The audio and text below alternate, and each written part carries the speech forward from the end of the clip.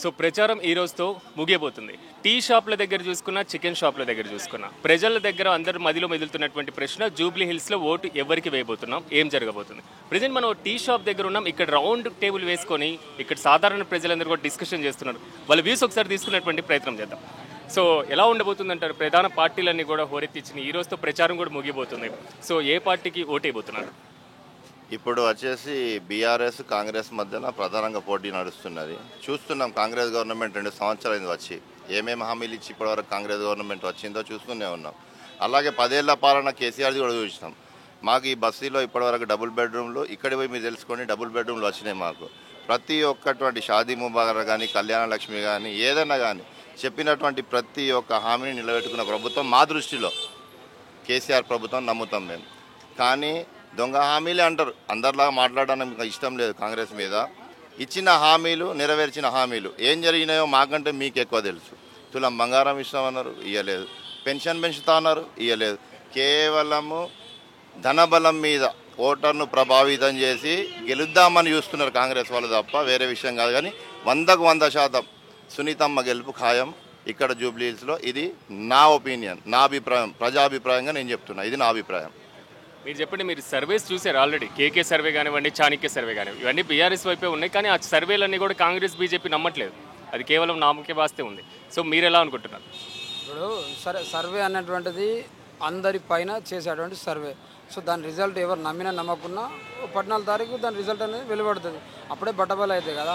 100కు 100% మాగంటి సునీతమ్మ గెలుస్తుంది. ఎందుకంటే గతంలో కేసీఆర్ గారు ఒక రాష్ట్రాన్ని ఏర్పాటు చేసి, భౌగోళిక పరిస్థితులను ఏర్పాటు చేయించి, ఆ రాష్ట్రాన్ని రాదు కాదు అన్నటువంటి రాష్ట్రాన్ని తీసుకొచ్చి అప్పుడే పుట్టినటువంటి పసిబిడ్డను కూడా ఈరోజు యావత్ దేశం మొత్తంలో కూడా తెలంగాణ రాష్ట్రం వైపు తల తిప్పుకొని చూసే విధంగా, మేటిలో సాటి లేని విధంగా ఈరోజు రాష్ట్రాన్ని తీర్చిదిద్ది 10 ఏళ్ళు అనధి కాలంలోనే అద్భుతమైనటువంటి రాష్ట్రంగా తీర్చిదిద్ది, ఒకవైపు సంక్షేమం, మరోవైపు అభివృద్ధి అనేటువంటి 2 కళ్ళతో ఈరోజు కేసీఆర్ గారు చాలా అద్భుతమైనటువంటి ప్రగతిని సాధించి రాష్ట్ర స్థాయిలో కావచ్చు, దేశ స్థాయిలో కావచ్చు, అన్ని రకాల్లో, అన్ని రంగాల్లో, అన్ని వర్గాల ప్రజలకు, సబ్బండ వర్గాలకు న్యాయం చేసినటువంటి కేసీఆర్ గారు మరి ఈరోజు స్వల్ప తేడాతో, అంటే అది అధికారం కోల్పోయినప్పటికి కూడా అభిమానం మాత్రం ప్రజల్లో కోల్పోలేదు. ఎందుకంటే మనం ఈ ఇచ్చినటువంటి కాంగ్రెస్ ప్రభుత్వం అనేక అబద్ధాల మీద పురుడు పోసుకున్నటువంటి, పుట్టడి అబద్ధాల మీద పురుడు పోసుకున్నటువంటి ఈ యొక్క కాంగ్రెస్ సర్కార్ మరి ఈనాటికి 2 సంవత్సరాలు పూర్తయినప్పటికి కూడా మరి ఇచ్చినటువంటి ఒక్క హామీకి దిక్కులేదు. కేవలం ఆ 120 హామీలు కావచ్చు, 6 గ్యారంటీల్లో కేవలం ఒక అర గ్యారంటీ మాత్రమే. అది కూడా మరి ఈరోజు ప్రయాణికులు చాలామంది ఇబ్బంది పడుతూ, మరి పరిమితికి మించినటువంటి ప్రయాణికులు ప్రయాణిస్తూ ఈరోజు అనేకమైనటువంటి రోడ్డు యాక్సిడెంట్లు చూస్తున్నాం. కాబట్టి ఆ ఒక్క హామీలో హామీ అమలు చేసినట్టు చేసిండు, కానీ ప్రజల యొక్క ప్రాణాలతో చెలగాటమాడుతున్నటువంటి సందర్భం. కాబట్టి ఈరోజు ప్రజలే అంటున్నారు, మాకు మళ్ళీ సారే రావాలి, కేసీఆర్ రావాలి, కారే కావాలి, అప్పుడే మా బతుకులు బాగుపడతాయి. మేము ఎక్కడో ఉన్నటువంటి మా బ్రతుకులను, ఆ రోజు దుబాయ్, ముంబై, బొగ్గుబాయ్ అన్నటువంటి బ్రతుకులను ఈరోజు కేసీఆర్ గారి నాయకత్వంలో మరి బీడిపోయినటువంటి భూములకు, ప్రతి ఒక్క భూమికి నీరు అందించి ఈరోజు మరి వ్యవసాయాన్ని, ఆ రోజు దండగా ఉన్నటువంటి వ్యవసాయాన్ని పండగ చేసి మరి దుబాయ్, ముంబై, బొగ్గుబాయ్ అన్నటువంటి ప్రజానికాన్ని ఈరోజు మళ్ళీ వెనుకకు రప్పించి వ్యవసాయాన్ని మనకు పరిచయం చేయించి, కొత్తగా పరిచయం చేయించి ఈరోజు అధిక మొత్తంలో 1 ఎకరా భూమి ఉంటే మరి అతడు ధనవంతుడు అనే విధంగా చేసి చూపించినటువంటి నాయకుడు కేసీఆర్ గారు. ఈరోజు ప్రజలకి అర్థమైంది. ఇప్పుడు ఏమన్నా ఇచ్చినటువంటి హామీలను ప్రశ్నిస్తే కేసులు పెడుతున్నారు. అంటే ఇది ప్రజాస్వామ్య భారతదేశమా, లేదంటే కాంగ్రెస్ యొక్క రాజ్యాంగమా అని నేను అడుగుతున్నా. అంతేకాదు ప్రజలకు ఇస్తున్నటువంటి ఏ ఒక్క హామీ కూడా అమలు చేయకపోవడంతో పాటు మరి కేసీఆర్ గారి పైన తిట్లు తిడుతూ, అనేక దేవుళ్ళ పైన ఒట్లు పెడుతూ ఈరోజు కాలం గడుపుతున్నటువంటి రాష్ట్ర ముఖ్యమంత్రి మరి ఇవాళేదో కొత్తగా మాకు ఇప్పుడే అధికారం వచ్చింది, మొన్ననే అధికారం వచ్చినట్టు మాకు ఒక్క ఛాన్స్ అంటాను. ఒక్క ఛాన్స్ ఇస్తేనే కదా నువ్వు ఇవాళ నిరుద్యోగులు నిండా ముంచింది. ఒక్క ఛాన్స్ ఇస్తేనే కదా ఈరోజు 121 మంది ఆటో డ్రైవర్ అన్నలను బలిగొన్నది. నువ్వు ఒక్క ఛాన్స్ ఇస్తేనే కదా ఈరోజు సబ్బండ వర్గాలను రోడ్డు పైకి తెచ్చింది. నీకు ఒక్క ఛాన్స్ ఇస్తేనే కదా ఈరోజు జూబ్లీ హిల్స్లో చున్నం చెరువు దగ్గర ఉన్నటువంటి బస్తీ వాసులను రోడ్డుపైకి తెచ్చింది. ఈరోజు విలవిలలాడుతూ తమ యొక్క చెమటను రక్తంగా చేసుకొని తాము ఇల్లు కట్టుకుంటే హైడ్రా అనేటువంటి పేరుతో పేద ప్రజల గుండెలపైన, పేద ప్రజల బతుకులపైన నువ్వు బుల్డోజర్ తీసుకొచ్చి ఆ ప్రజలను రోడ్డు మీద పడేసినావు. మరి పెద్దల దగ్గరికి ఎందుకు పోతలేదు? ఈరోజు బుల్డోజర్ పెద్దల దగ్గరికి ఎందుకు పోతలేదు? నీ పార్టీ నాయకుల దగ్గరికి పోతలే కదా. ఎంతమంది ఫామ్ హౌజులు ఉన్నాయి ఈరోజు? ప్రతి ఒక్క ప్రజానీకం మీరు చేసేటువంటి అన్ని అఘాయిత్యాలు అన్ని రకాలుగా గమనిస్తున్నారు. కాబట్టి తప్పకుండా మీరు చేసేటువంటి పాలన ఏ విధంగా ఉంది ప్రజలకు అర్థమైపోయింది. తప్పకుండా వారి తప్పును వారే తెలుసుకున్నారు. ఈరోజు కేసీఆర్ గారు ఉన్నప్పుడే మా బ్రతుకులు బాగుండే, మా బ్రతుకులు బాగుపడ్డాయి, మళ్ళీ కేసీఆర్ రావాలి, మళ్ళీ కారు సర్కారే రావాలని ప్రతి ఒక్క ప్రజానీకం కూడా ముక్త కంఠంతో ఈరోజు వేడుకుంటున్నారు. ఈరోజు దర్జాగా డబ్బులు ఇచ్చి వాళ్ళు ఓట్లను కొనుగోలు చేయాలని చూస్తున్నారు. కానీ అభిమానంతో కేసీఆర్ గారు ఒకే నమ్మకంతో ఉన్నారు. అభిమానంతో తప్పకుండా మళ్ళీ జూబ్లీహిల్స్ ప్రజలు 4 లక్షల ఓట్లు. కానీ ఈరోజు ఆ 4 లక్షల ఓట్ల కోసం 4 కోట్ల మంది మరి యొక్క సమాధానం కోసం వేచి చూస్తున్నారు. కాబట్టి ఈ జూబ్లీహిల్స్ నియోజకవర్గ ప్రజలకు 4 కోట్ల తెలంగాణ ప్రజలను గెలిపించేటువంటి అవకాశం వచ్చింది. తప్పకుండా ప్రతి వాడలో కూడా కేసీఆర్ రావాలంటున్నారు. 100% కేసీఆర్ గెలుస్తాడు. మళ్ళీ ఈ జూబ్లీహిల్స్ నియోజకవర్గం నుండే బీఆర్ఎస్ విజయ శంఖారావం పూరించబోతుంది. 100కు 100% ఇక్కడ జూబ్లీహిల్స్లో గులాబీ జెండా ఎగరబోతుంది అని తెలియజేస్తుంది. किधर रहते इधर ही रहते हैं? नहीं रहते, कितने साल से रहते हैं? 40 साल से रहते। 40 साल से। कैसे चल रहा है अभी? इलेक्शन का हो गया ना पूरा कैंपेनिंग? हम तो कांग्रेस को डालने के लिए वोट है हम। हाँ। क्यों कि हम जनार्दन रेड्डी के ज़माने से 40 साल से सीनियर लीडर हैं। हम कांग्रेस नवीन यादव अन्ना को हम वोट डालने वाले हैं। ज़्यादा मेजर से हम जीतेंगे, समझे ना। क्यों बोलेंगे कि आज भी मागंडी गोपीनाथ एमएलए हमारा कोई काम नहीं करे, रोडा भी वैसा टूट गए, सब टूट गए। अब उन बेवा है बोल के उनको कोशिश कर रहे, छोटा इलेक्शन है एमएलए का, हम उनको भी जिताएंगे नहीं बोल के नहीं, समझे ना।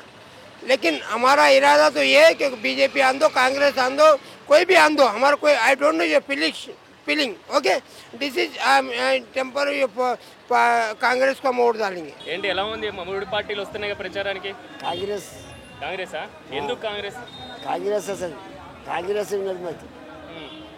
మేము కాంగ్రెస్కి వస్తాం అంతేనా? ఎందుకు ఓన్లీ కాంగ్రెస్? మా కాంగ్రెస్ మా ఇంద్రమ్మ మాకు ఇల్లు ఇచ్చింది, ఎడ్లు ఇచ్చింది, సర్వలు ఇచ్చింది, అన్ని ఇచ్చింది మాకు. మాకు మంచిగా సాయం చేసింది మాకు ఇంద్రమ్మ. మాకు నిలబడ్డారు, నిలబడ్డారు. ఆయన గెలిపేయాలని ఆయన గెలిపిస్తాం, గ్యారెంటీ గెలిపిస్తాం. డబ్బులు అన్ని పార్టీలు డబ్బులు ఇస్తున్నారని చెప్తారు. మాకు ఒక్క రూపాయి కూడా ఇవ్వలే ఎవ్వరు. కాంగ్రెస్ కానీ టీఆర్ఎస్ కానీ బీజేపీ కానీ ఎవ్వరు వేయలే డబ్బులు. మరి డబ్బులు ఇస్తారని ప్రచారం చేస్తారు. మరి ఎవరికి ఇచ్చారు డబ్బులు? ఎవరికి ఇస్తారు? తీసుకొస్తారు అని పెడుతున్నారు. ఎవరికి ఇస్తారు డబ్బులు? లీడర్లు పంచుకుంటున్నారు. ఎవరు వాళ్ళ లీడరు ఏజెంట్లు ఎవరైతే ఉన్నారో బూత్ వాళ్ళు ఉన్నారు కదా, వాళ్ళు పంచుకుంటున్నారు డబ్బులు. పబ్లిక్ ఇస్తారు డబ్బులు.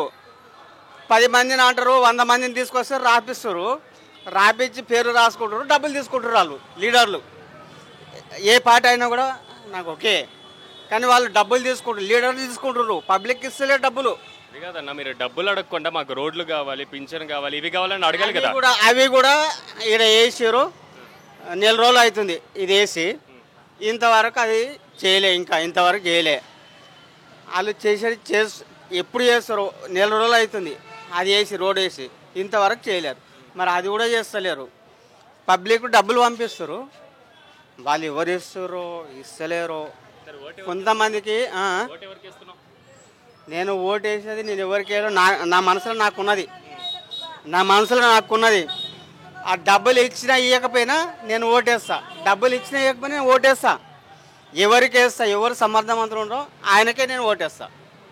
వాళ్ళు ఎంత అనేయని నిలబెట్టు పంచుకుంటారు, డబ్బులు పంచుకుంటారు తప్ప వేరే ఏం లేదు. నేను ఓటేస్తా ఎవరికైనా, నాది ఏమున్నది నేను ఎవరికి వెళ్ళాం వాళ్ళకే ఓటేస్తాను బస్. ఎటు ఓటు ఎవరికి అయిపోతున్నారు? మేము టీఆర్ఎస్కు వస్తాం. ఎందుకు టీఆర్ఎస్? టీఆర్ఎస్ ఎందుకంటే గతంలో 10 సంవత్సరాల నుంచి ఈ స్టేట్ గవర్నమెంటులో భాగంగా మేము ఉన్నాం కాబట్టి అప్పుడు చేసిన అభివృద్ధి సంక్షేమ కార్యక్రమాలు చాలా ఉధృతంగా ఉన్నాయి. కేసీఆర్ గారి రైతుల నుంచి కింది స్థాయి వరకు కూడా అటు వ్యాపారస్తులు, ఉద్యోగస్తులు, ఆటో డ్రైవర్లు అందరికీ కూడా అభివృద్ధి సంక్షేమ పథకాలు అందినాయి. కాబట్టి ఈ రాష్ట్రంలో పచ్చని వాతావరణం ఉండే ఈ గత 10 సంవత్సరాలలో. పచ్చటి వాతావరణం పల్లెల్లో ఎక్కడ చూసినా సుఖ సంతోషాలతో, జలకళలతో నిండిన చెర్లు కానీ, కుంటలు కానీ, అదేవిధంగా పాడి పంటలు కానీ అన్ని రకాలుగా బాగుండే. పట్టణ వాతావరణానికి వస్తే అందరికీ ఉద్యోగ అవకాశాలు, ఉపాధి అవకాశాలు ప్రతి ఒక్కరికి జరిగినాయి. కానీ ఈ 2 సంవత్సరాల కాలంలో కాంగ్రెస్ గవర్నమెంటు అధోగతి పాలు చేసింది. ఈ టౌన్లో ఎక్కడ చూసినా హైడ్రా భయం చాలా ఉంది కాబట్టి ప్రజలు బెంబేలెత్తిపోతున్నారు హైడ్రా భయంతో. ఏ క్షణం హైడ్రా వస్తుంది, మా ఇండ్లను కూలగొడుతుందని పేద ప్రజలు, అతి ముఖ్యంగా కింది స్థాయి వర్గాలు చాలా ఇబ్బందులకు గురి చేస్తున్నది ఈ గవర్నమెంట్.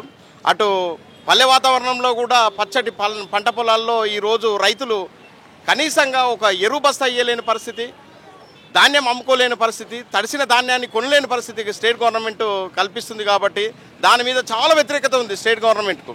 ఈరోజు రేవంత్ రెడ్డి సర్కారు అధోగతి పాలు చేస్తుంది. అన్ని వర్గాలను, ఒక వర్గం అని కాదు, అన్ని వర్గాలను కూడా అధోగతి పాలు చేస్తుంది. కాబట్టి మేము ఖచ్చితంగా టీఆర్ఎస్ వెంబడే ఉంటాం, టీఆర్ఎస్కే సపోర్ట్ చేస్తాం, టీఆర్ఎస్ఏ మద్దతు చేస్తాం. టీఆర్ఎస్ మాగంటి సునీతమ్మ గారిని గెలిపించడానికే మేమందరం కూడా కృషి చేస్తున్నాం. ఇస్తే మాకు 2 ఇస్తుంది అనుకోవచ్చు. అందులో బీజేపీ, కాంగ్రెస్. బీజేపీ అయితే కౌంట్లెస్ అనుకుంటున్నాం మేము. ఇస్తే ఆ మాత్రం కొద్ది కాంగ్రెస్ ఉండొచ్చు అని మేము అనుకుంటున్నాం. కానీ ప్రజలు మాత్రం ఈ బస్తీలలో ఎక్కడ చూసినా, ఈ మారుమూల బస్తీ ఎక్కడ చిన్న బస్తీకి పోయినా, ఏ అమ్మని కదిలిచ్చినా, అయ్యని కదిలిచ్చినా మాత్రం వాళ్ళు మాత్రం మేము బీఆర్ఎస్కే ఓటేస్తాం, ఖచ్చితంగా సునీతమ్మని గెలిపించుకుంటామని మాత్రం మాకు చెప్తున్నారు. మాకు కూడా విశ్వాసం ఉంది, బీఆర్ఎస్ గెలిచి డంకా బజాయిస్తాము జూబ్లీ హిల్స్లో అని మేము కూడా మనస్ఫూర్తిగా కోరుకుంటున్నాం. इलेक्शन के बारे में तो कुछ बोल नहीं सकते, कौन जीतेगा, सीधी सी बात है. अब डिपेंड रहा कल के ऊपर. आज ख़त्म हो जाएगा 5 बजे. कल मालूम पड़ेगा कि किसका पार्टी के आगे है, मगर रिजल्ट आए तक तो नहीं बोल सकते कि कौन पार्टी आएगा. लेकिन पूरे पैसे के वास्ते वोटर की स्लिप वाले को फिर रहे सब पैसे भी खा के भी लोग जो सो बदल जाते हैं, है या नहीं बोलिए आप. अब वो कौन दे रहे हैं, क्या दे रहे हैं, नहीं मालूम. हमारे पास तो कुछ भी पैसा नहीं आया. ये तो लेते आप नहीं साहब, हमको नहीं चाहिए. हराम का पैसा हमको नहीं चाहिए, नाजायज़ पैसा हमको नहीं चाहिए. हमको सिर्फ काम करने वाले लीडर चाहिए. बीआरएस, कांग्रेस, बीजेपी 3 है. आगे कैंपेनिंग में अब कंपटीशन कौन जीतते समझ रहे हो? नहीं, उसके बारे में हम नहीं बता सकते साहब, क्योंकि तीनों भी बहुत पावरफुल है. तीनों भी पावरफुल है. बीआरएस के साथ भी मुस्लिम मिला हुआ है, कांग्रेस के साथ भी मुस्लिम मिला हुआ है. बीजेपी तो सॉलिड वोट ले ली बोले तो बीजेपी आ जाती है, सॉलिड वोट. अब बोल नहीं सकते आखिर क्या होने वाला है. ये रिजल्ट तो हम अंदाज़ा नहीं लगा सकते. ये पहली बार है जो इतना टेंशन का इलेक्शन यहाँ पर हो रहा जुबली हिल्स में. ऐसे कई इलेक्शन हुए लेकिन इतना टेंशन देखने में नहीं आया जो ये इलेक्शन टेंशन में देखने आ रहा. अच्छा, एक्साइटमेंट है आपको? जी एक्साइटमेंट है रिजल्ट पे? नहीं साहब, बोरवना में नहीं बता सकते हम. నువ్వు ఓటు ఎవరికి వేస్తున్నావు? నాదే కారు గుర్తుకే ఓటేస్తున్నాను నేను. కారు గుర్తుగా ఎందుకు? ఎందుకంటే నాకు మంచిగా అనిపిస్తుంది వేస్తున్నాను. 10 ఏళ్ళ నుంచి పరిపాలన అనేది ఆయనకే ఓటేస్తున్నాం. అప్పటి నుంచి ఇప్పుడు కూడా అట్లే వేస్తాం. కాంగ్రెస్ వాళ్ళు కూడా వచ్చారు కదా. కాంగ్రెస్ వాళ్ళు వస్తాను, మాకేం చేసింది కాంగ్రెస్ వాళ్ళు, ఏం చేసిరని. ఆడలకు ఫ్రీ బస్ అని, మొగోళ్ళకి ఫ్రీ బస్ అయ్యింది. మరి మొగలు కూడా అవసరమా? మొగోళ్ళకి అవసరం ఉండదా? ఆడలకు అవసరం కానీ మరి మొగోళ్ళు పోరా ఊర్ల పొంటి, మొగోళ్ళకి ఎందుకు అవసరం ఉండదు అని మేము మాట్లాడుతున్నాం, డిమాండ్ చేస్తున్నాం. మొగోళ్ళకి కూడా మాకు ఇవ్వాలి ఫ్రీ బస్. వాళ్ళే ఆడోళ్ళ బస్సులు అయితేనే వాళ్ళు కొట్టుకుంటున్నారు, ఇక మగోళ్ళకి ఇస్తే ఎలా ఉండదు? అలాగలాగా పెట్టుకోవాలి, లేకుంటే బస్సులు మొగోళ్ళకి అలాగా ఆడోళ్ళకి అలాగా వేరు బస్సులు పెట్టుకోవాలి. ఇప్పుడు మొగోళ్ళ డిమాండ్ అట్లున్నది. నువ్వు ఎందుకు పెట్టినావు? ఆడోళ్ళకి ఫ్రీ అని ఎందుకు పెట్టినావు? మొగోళ్ళు పోరా ఊరికి? మొగోళ్ళు కూడా పోతారుగా ఊరికి. మొగోళ్ళు కొట్టి ఆడోళ్ళు కొట్టి పెట్టు. ఏ పార్టీ గెలిచేది మనకేం ఎరక, ఎవరు ఓటు వేసేది మనకేం ఎరక, ఏ పార్టీ గెలుస్తుంది. తెలంగాణ వచ్చేది తెలియదు, ఇప్పుడు కాంగ్రెస్ తెలియదు, మనకు కారు వచ్చేది తెలియదు, అటు బీజేపీ వచ్చేది తెలియదు. ఫుల్ పబ్లిక్ ఉన్నది. మనం ఎటాని మాట్లాడతాం, ఎటాని ఒరుగుతాం. అట్లా ఇప్పుడు సన్న బియ్యం అని దొడ్డు బియ్యం ఇస్తుండు రేవంత్ రెడ్డి. అంతా ఉష్క బియ్యం ఇస్తుండు ఆయన. అమ్మేమంటుందంటే అందరికి అంతనే ఇచ్చిండ్రు. సన్న బియ్యం ఇస్తామనే అందరూ ఆ దొడ్డు బియ్యమే ఇస్తుండ్రు. ఒక నెల సన్నయి ఇచ్చినట్టు ఇచ్చిండ్రు, దొరికినాయి దొరకలేవు. అన్న చెప్పకూడదు అట్లా చెప్పకూడదు అన్న. ఏది బాగుందంటే ఇక మనకు ఆటోలది ఏముంది, ఏది వచ్చినా మన బతుకులు మనం తప్పకు.